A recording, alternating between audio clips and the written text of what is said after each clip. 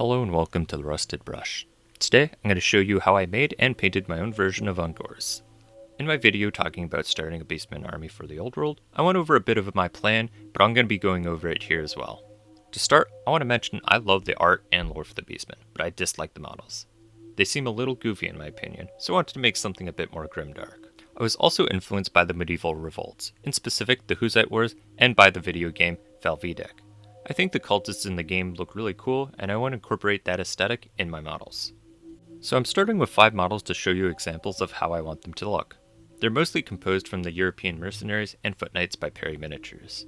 The animal skulls were 3D printed, and I got the STLs from the creator King of Bits on My Mini Factory. If you're looking for skeletons of various things, they have a great collection. And lastly, I used green stuff to make the eyeballs, tentacles, and some filler in between the neck to help the skulls look right. On to painting, I started by priming the models with Vallejo white spray. I'm going to be using a lot of speed paints and washes, and it helps to start with a bright primer. I then used pallid bone speed paint on all the skulls and the pants of one of the minis.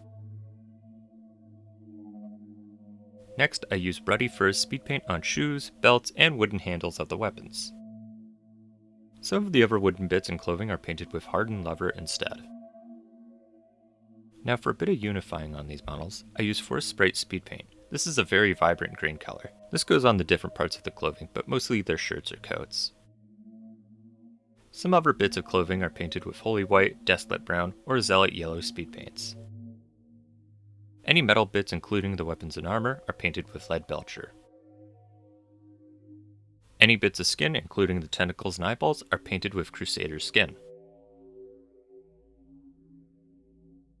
Any areas painted with Holy White and the eyeballs are painted with Vallejo Cold White. Now to add some flair, I painted different patterns on the clothing with Abaddon Black. Shown here, I'm painting stripes on this coat, but some patterns were painted on legs like checkered patterns or long stripes down the pants. While I was using Abaddon Black, I also painted the iris of the eyeballs with it as well. I highlighted the yellow parts with Flash Gets Yellow. I also used it on some armor plates of this guy's arm too. Brighter colors look really good when you weather them. It sort of makes them pop out a lot more. Next I highlight the skulls with Ushabti bone. I sort of leave a darker color in the recesses and the horns. I then gave the models a satin varnish before I moved on to enamel washes. For this, I used AK engine grime all over the models, and this really helps darken them. Once it's dry, I wipe away most of it, leaving it in the recesses with white spirits and a rough brush.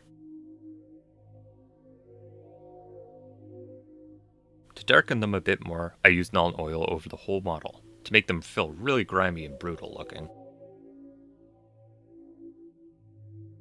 All of the areas of skin I then paint with Dragonhof Nightshade to give them a very unsettling skin tone to them.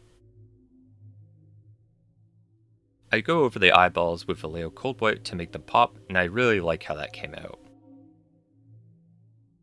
And with that, it's time to move on to basing, and I start by using AK Interactive Muddy Ground. I purposely try and get some of this on the pants and shoes to make them seem a bit more rougher and dirtier. I'm also not covering the entire base with the mud, as I will be adding more effects. Speaking of those effects, I use a mix of Geek Gaming Scenic's Grimdark runes and City Rune stones for an interesting mixture of color. I want it to seem that they're in an area of a ruined village or a ruined castle even. And lastly, I sprinkle down some dried seagrass to the area and paint the trim of the bases with Abaddon Black to finish the models. Here's a showcase of the finished models.